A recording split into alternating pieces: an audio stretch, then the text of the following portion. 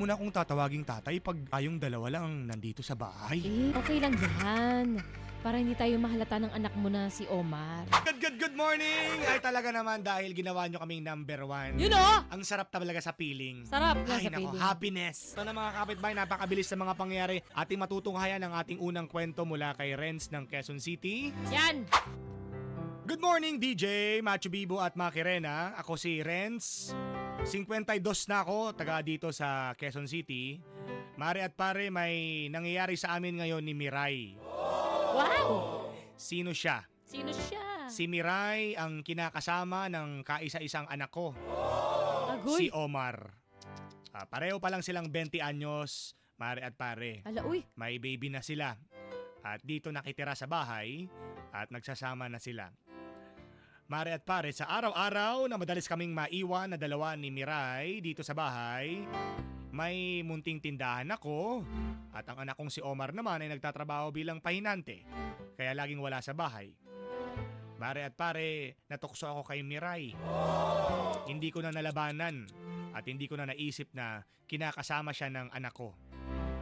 Pag kaming dalawa lang dito sa bahay, parang mag-asawa na rin ang turingan namin ni Miray. Ala, uy! Pinagluluto niya ako, inaasikaso, at sabay kaming naliligo. Ay. Pag nakatsyempo lang naman.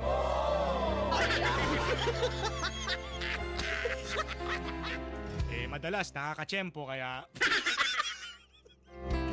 3 buwan na itong nagaganap sa amin, Mare at pare.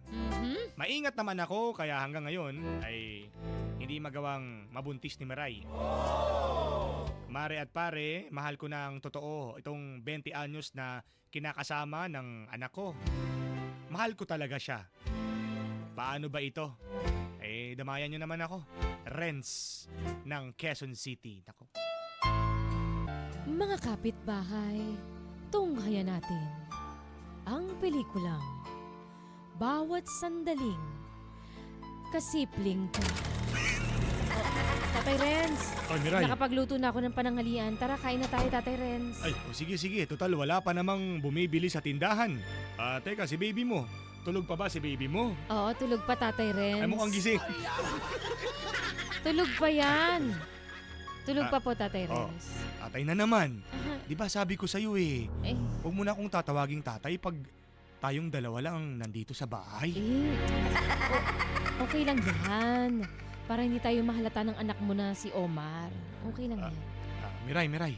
Teka lang. Ano ba yun? Bago tayo kumain pwede bang tara, sabay muna tayong maligo. Ha? Oo. Sandali lang ha. Pwede naman. Talaga? Bilisan lang natin ha. Ikaw talaga pag nakikita mo ko, sabay maligo lagi nasa isip mo. Hindi ba pwedeng ikaw na maligo mag-isa? Maligo ka araw-araw. Ganun ba yun? Dapat araw-araw naliligo? Ay! Libero ka talaga, Tatay Renz. Kasi, Joker lang. Sorry. halika na. Mag-circus na tayo sa banyo. Halika Ano? na. Circus. Saan? Sa banyo. Let's go!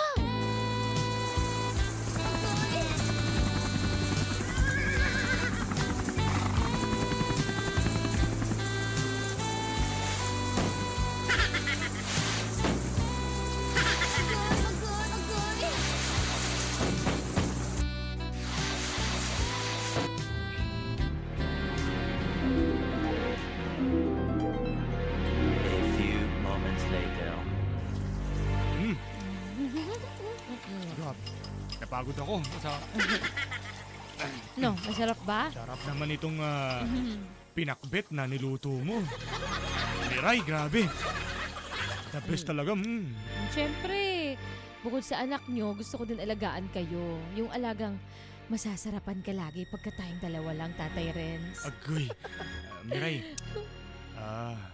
Napaka-delikado itong nangyayari sa atin pero aaminin ko sa'yo hindi lang basta puson to. Ha? Puso na to, Miray. Ha? Mahal na kita. Ay, mahal din kita, Tatay Renz. Mas masarap nga daw ang tatay kaysa sa anak, di ba? Mas masarap daw ang tatay kaysa sa anak magmahal. Sana noon pa nakilala na kita, no? Kaya lang hindi Ay. Remember me kapag kapiling ka. Yan pa si Renz. Yan si Renz.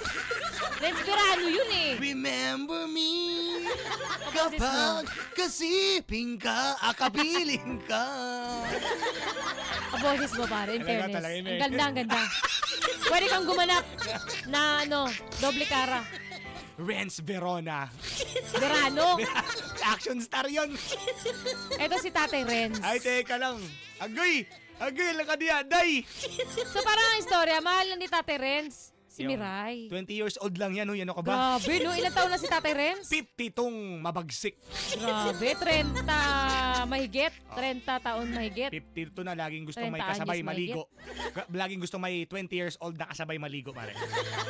Halos 30 years yung tanda, ano? Siyempre. Grabe naman. Ikaw ay yang si Miray ay kinakasama ng kaisa-isang anak mong panganay. Oh. Ayan, kaisa-isang anak, si Omar.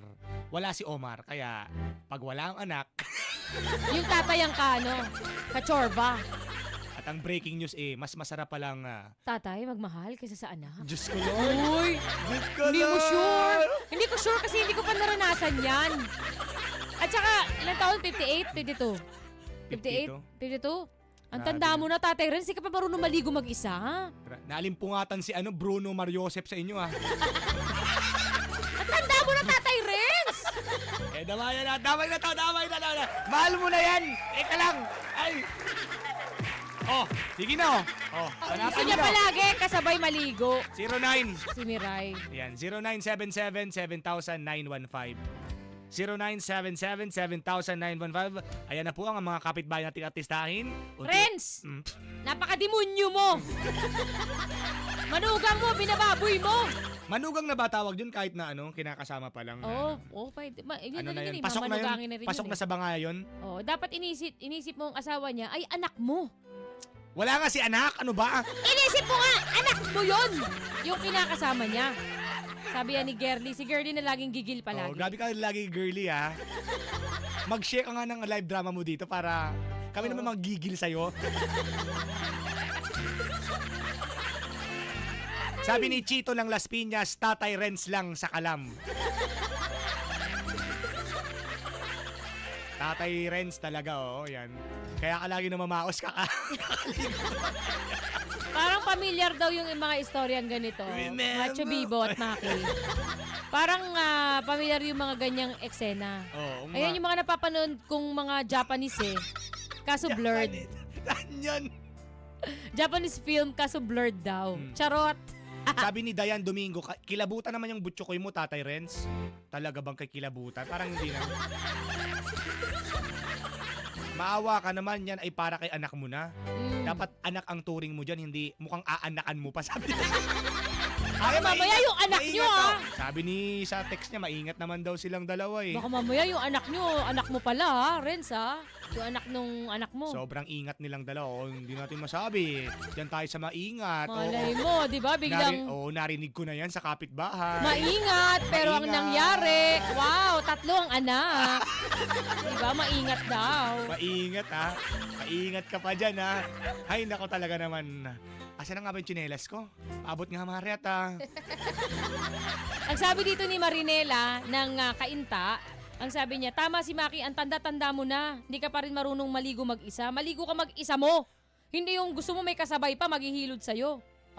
Galit siya. Ganun ba yun? Dapat ba araw-araw naliligo talaga? Dapat na mag-isa? talaga araw-araw naligo. Pero dapat, marunong ka maligo mag-isa mo. Ganun pala yun. Araw-araw dapat naliligo?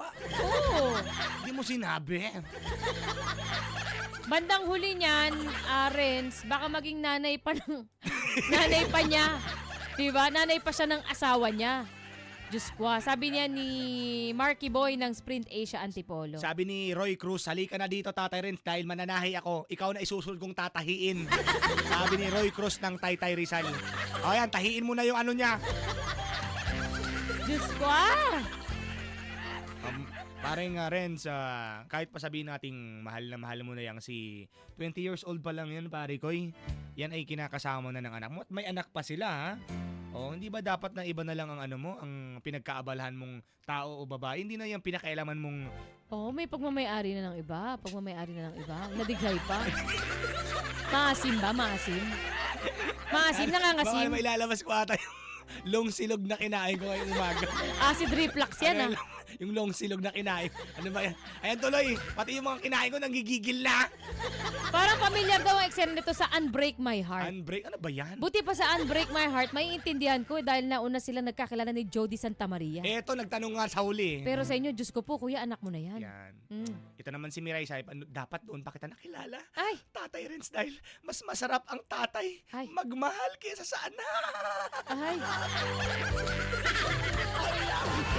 Kuya, ang galing mo.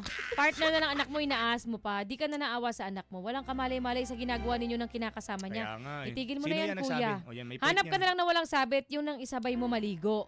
Ang landi din kasi ng babae, stop mo na yan bago pa malaman ng anak mo. Sabi ni Len ng Mukhang Etiva. nagkatuksuhan na talaga sila Maring Len kasi lagi silang naiiwan sa bahay. Tapos maasikaso pa tong si Mirai. Maasikaso pa, Mare. Correct. Oh, Ay, dapat kumuha na lang ng caregiver Oo. para yun yung mag-aasikaso sa Grabe kanya. naman yun, oh. Grabe yung pag-aasikaso na yun.